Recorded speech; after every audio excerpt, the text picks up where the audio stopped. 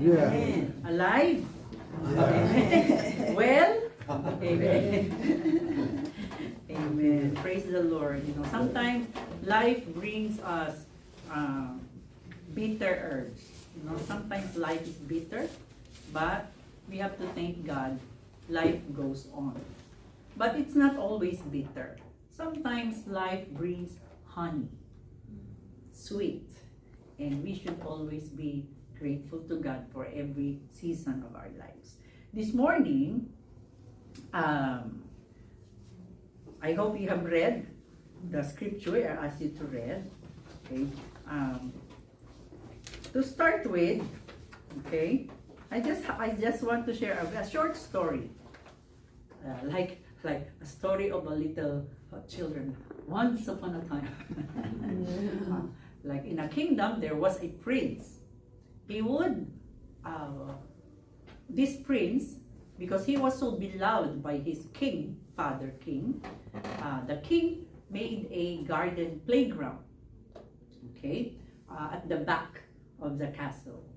But one time, or starting there was a time, okay, that the prince started to ask for bread. Not for one bread, but for two. So every day, he would ask for two bread. And then, the king was wondering, how come? Oh, maybe my child, the prince, has gained appetite. And he wanted to eat two breads as a snack. But without knowing it, you know why the prince is asking for two bread? Because near his garden playground, he met an old poor man. He is so poor, he has really rarely anything to eat. So every time the prince would play around, he would pick outside to see his friend, and he would give the bread to the old poor man. So every day, the prince would do that. Until one time, the king asked him, "Son, why do you keep asking for two bread? But you are not gaining weight." And the prince said, "Father, because I met a friend, an old poor man, outside my garden playground. And I just want to share him some of the bread from the palace. But I have a request, Father. I think he is a good person and he needs help. Could you do something for that old poor man?" And the king asked, "What do you want me to do for your old poor man friend? Can we give him a nice place to live? And I think he still have enough strength. So could you give him a job so he could earn?" And so the king think about it, and the king said, "Oh, my prince, I notice you are a compassionate prince. So I will give you your request."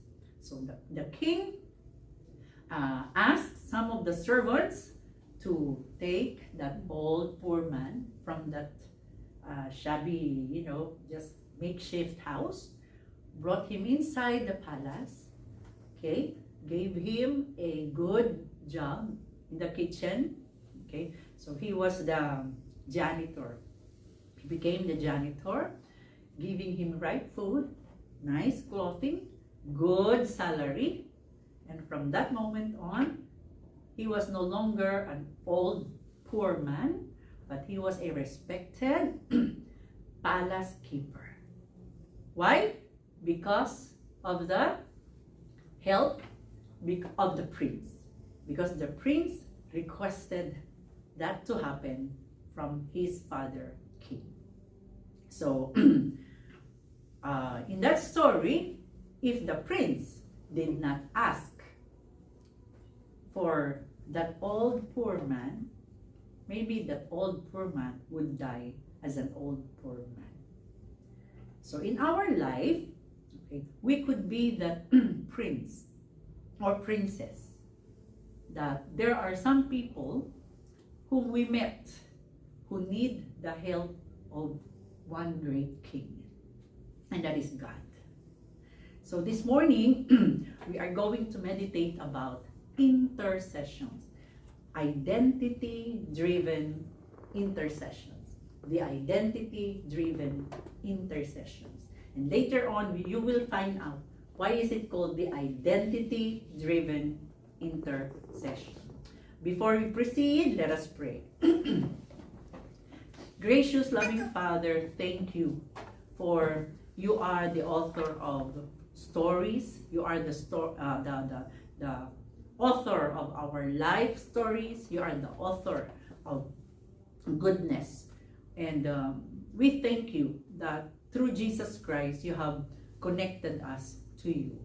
Lord, this morning, I am blessed, I am grateful, and humbled to be once again used by you to share this spiritual message to my Korean brothers and sisters, and even to those who would watch also the YouTube channel of Chitsanim. I pray that this message will inspire us, encourage us, teach us, even correct us, rebuke us. Thank you, Father. Speak to our heart and soul. Help, Holy Spirit. I pray, enable my Korean friends, sisters, and brothers to fully catch and understand your message, and just hide your servant on the shadow of Jesus. I give you all glory, Lord, in Jesus' mighty name. Amen.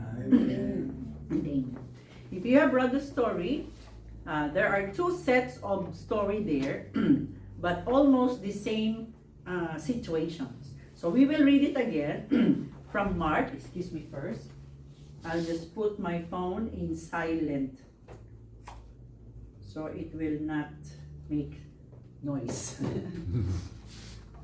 Okay, Mark chapter 7, verses 24 to 35. Verses 24 to 29 is one story when Jesus was met by a, she is called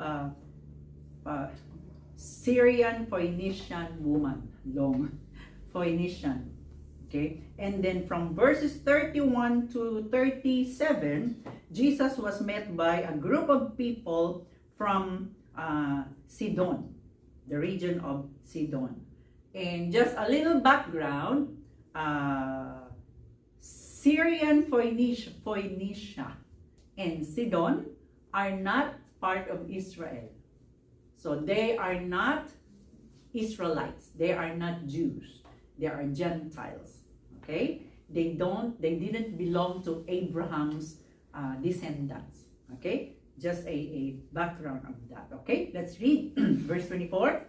Then Jesus left Galilee and went north to the region of Tyre. He didn't want anyone to know which house he was staying in, but he couldn't keep it a secret. Right away, a woman who had heard about him came and fell at his feet. Her little girl was possessed by an evil spirit, and she begged him to cast out the demon from her daughter. Since she was a Gentile, born in Syrian Phoenicia, Jesus told her, "First, I should feed the children, my own family, the Jews. It isn't right to take food from the children and throw it to the dogs." She replied, "That's true, Lord, but even the dogs under the table are allowed to eat the scraps from the children's plates." "Good answer," he said. "Now go home, for the demon has left your daughter." And when she arrived home, she found her little girl lying quietly in bed, and the demon was gone. 31. Jesus left Tyre and went up to Sidon before going back to the Sea of Galilee and the region of the 10 towns. A deaf man with a speech impediment was brought to him, and the people begged Jesus to lay his hands on the man to heal him. Jesus led him away from the crowd so they could be alone. He put his fingers into the man's ears, then spit on his own fingers. He touched the man's tongue. Looking up to heaven, he sighed and said, Ephphatha, which means be open. Instantly, the man could hear perfectly, and his tongue was free so he could speak plainly. Jesus told the crowd not to tell anyone, but the more he told them not to, the more they spread the news. They were completely amazed and said again and again, everything he does is wonderful. He even makes the deaf to hear and gives speech to those who cannot speak. Intercession. Okay, what is intercession? I think I have a slide for that. Next slide. Yes. Intercession is asking for others or standing in the gap for others or carrying the burdens of others to someone who could help. That is intercession. Just like what the young prince did. The young prince interceded, requested the king for the sake of the old poor man, to help the old poor man. Why did the prince approach the king? Because the prince knew only the king could give such a big help to the old poor man. We all wanted to share our blessings, right? Would you say amen? Amen. You wanted to bless your family. If you're a husband, you wanted to bless your wife, and vice versa. Wives, we wanted to bless our husbands. Children and parents, likewise. Even with our friends, with our other connections, we wanted to share. If we have a good news, we receive good news, something wonderful happened, or we had a beautiful dream, you cannot keep it to yourself. Usually, you would call your friend or share it to someone close to you. Oh, I have a good dream. You always share, right? Not only our problems. Of course, we also share our problems. If we have blessings, we have a lot, we wanted to share. Okay? We wanted to help. So, that is intercession. Even God is looking for someone who would stand for others. Okay? You know that desire to help others? It was there. Why? God put it there. In Ezekiel 22 verse 30, God was telling Ezekiel, I looked for someone who might rebuild the wall of righteousness that guards the land. I searched for someone to stand in the gap in the wall, so I wouldn't have to destroy the land, but I found no one. On this case, God was about to punish Israel. But before punishing, God was looking for someone to beg, to pray. Just like Moses, if you would read, God wanted to erase Israel because they were so stubborn. So God said, okay, I'll just kill all of them. And I'll just start a new set of people through you. But Moses interceded. Oh God, please don't do it. Okay? So intercessor is someone begging for, asking for, not for yourself, but for others. In the stories, we found I'm always having difficulty saying the name. Let's just call her mother. In our story, the Bible story we read, the mother interceded for her child, right? And then another one, the people in Tyre, Sidon, no. The people ask or beg Jesus to help the man who cannot hear, deaf, and who cannot speak, mute. By the way,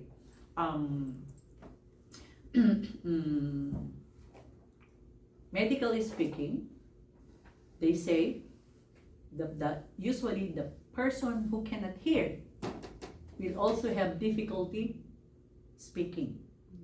Why? Because before we say a word, we have to hear it first.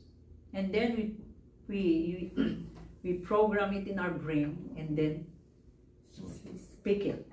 Okay? That's why there were babies who were born deaf, but they have a voice. They can cry. So what they do nowadays in our modern day, they put the hearing aid to young babies so that the babies could hear the word and they could learn to speak. I know this one man, he is deaf. Okay, so what he did, he was given a something. It's connected here. They put it here, connected to his ear, so he can hear sound. And because of that, he started learning words. Okay, so it's usually it goes together, what you hear and what you say. So this man is mute and deaf. So there were a group of people, a crowd, okay, not only one, but a group of people begged Jesus. Those were intercessors. They intercede. They ask in behalf of. Now, someone, okay, who are those who could intercede? The first one, someone who believes. Someone who believes. If we will read again, verse 25, it says there, right away, a woman who had heard about him came and fell at his feet. Her little girl was possessed by an evil spirit, and she begged him to cast out the demon from her daughter. Let's pause. It says there, right away, a woman who had heard about Jesus. So the woman heard the news. Oh, Jesus is here. And who is this Jesus? She heard that this Jesus is powerful. She can heal the sick. So the woman had an idea and she believed, probably, this person could help my daughter. That's why she approached Jesus. Okay, let's read the next verses. A deaf man with a speech impediment was brought to him, and the people begged Jesus to lay his hands on the man to heal him. Jesus told the crowd not to tell anyone, but the more he told them not to, the more they spread the news. They were completely amazed and said again and again, everything he does is wonderful. He even makes the deaf to hear and gives speech to those who cannot speak. So, this group of people, they already heard about Jesus. At this time, in Mark chapter 7, Jesus was already very famous. Okay? Maybe like the Korean K-pop. If they have a schedule to visit the Philippines, young people, they're going crazy buying tickets. Happy sa'yo! Very expensive. But you know, there was one Filipina member, her daughter asked her, Mama, can I borrow money? Why? What for? I want to buy ticket for the K-pop. And the mother said, oh, no. I don't want you to borrow just for that. Find a way. If you have enough money, go. Because she doesn't want to, you know, to make her child practice that way.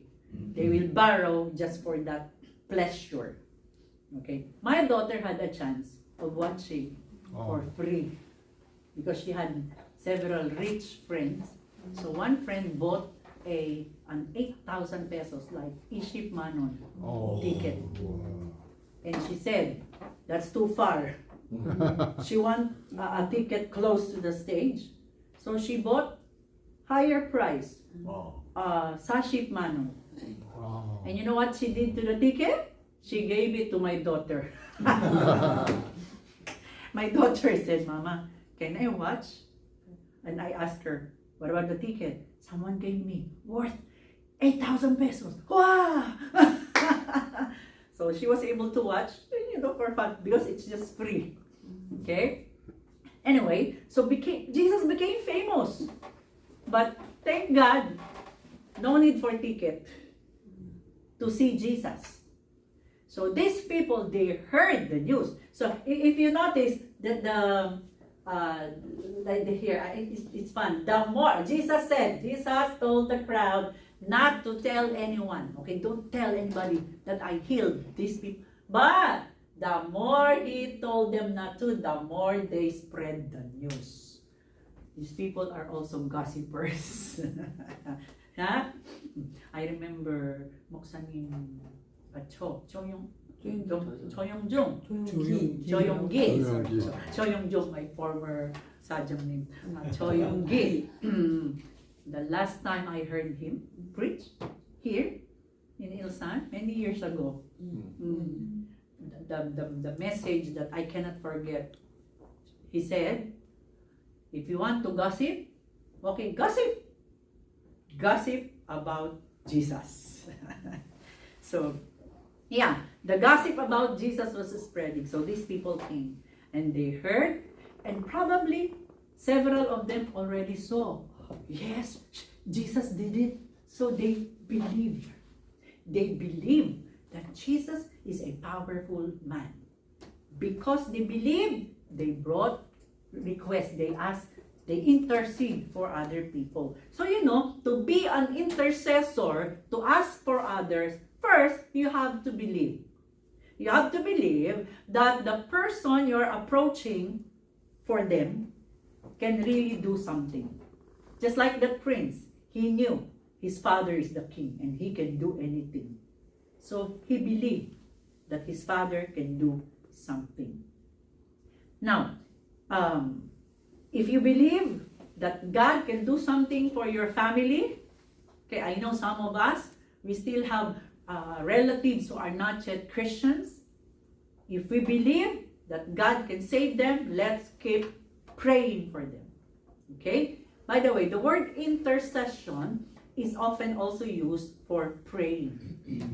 Intercede for them also means pray for them. Ask God for them. Let us not stop. If you believe that God is able to save them, keep on. However, there's danger. It is not enough just to believe. Okay? For at times, believing would only be in your mind and not in your heart. There is also a danger when a person just stayed a believer. Oh, I believe God. I believe God. What's the danger? For even the devil believes Jesus Christ. Right? Let's read the verse from the book of James. You say you have faith, for you believe that there is one God. Good for you. Even the demons believe this, and they tremble in terror. So, wow. Even the devil believe in Jesus.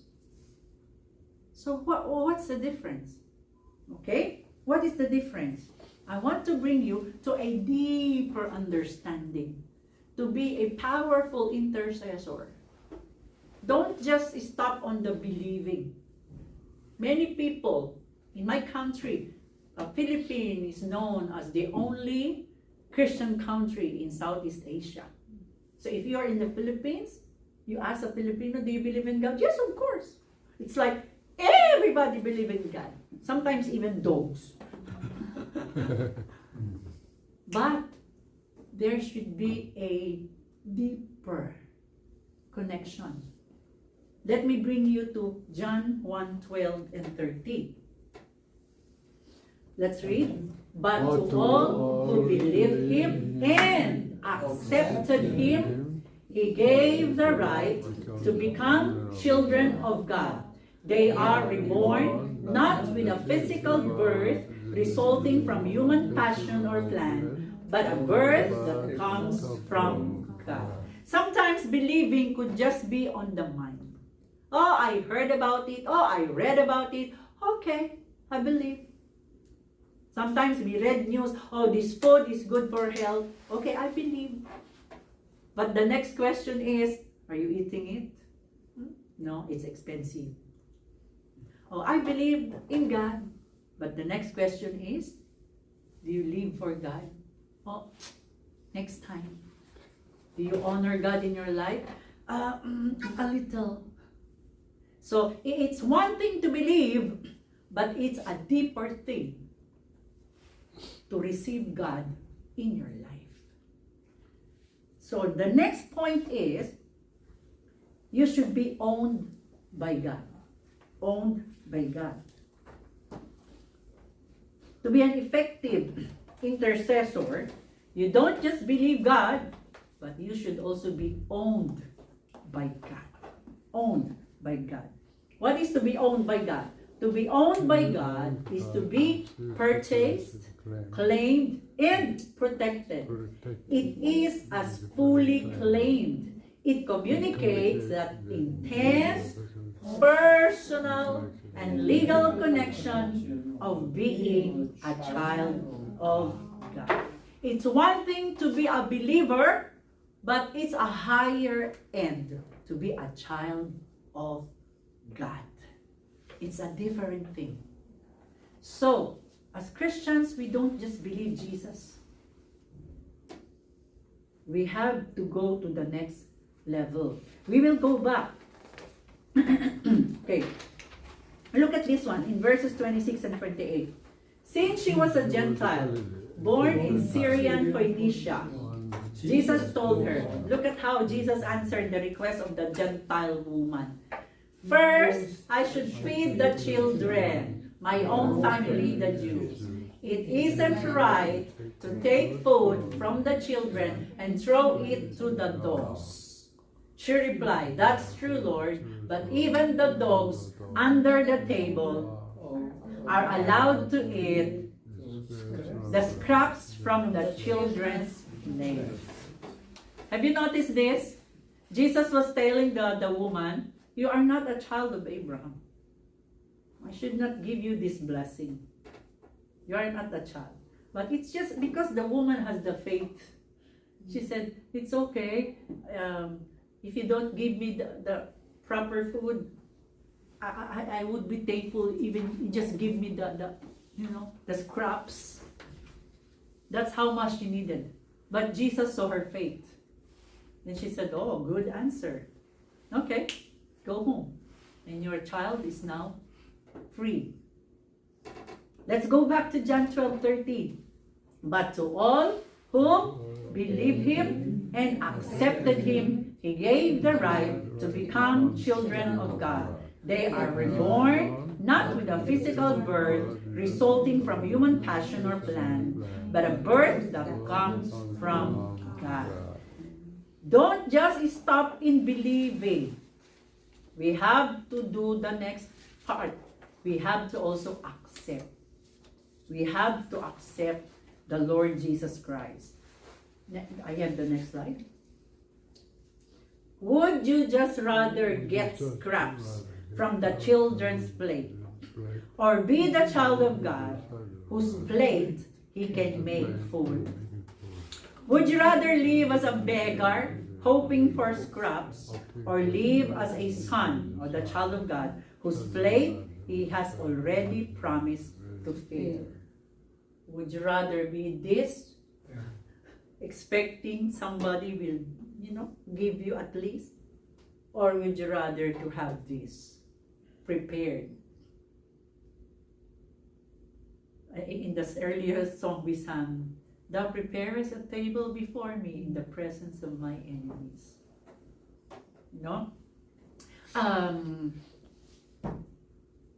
I'm using the word son, S-O-N. So, to be an effective intercession. We should be, and we should have that identity-driven intercession. As I told you, as someone who believes. If you believe, okay, you can intercede. But don't just stop on believing. The letter O, we should be owned by God. What is the difference of a believer and a child of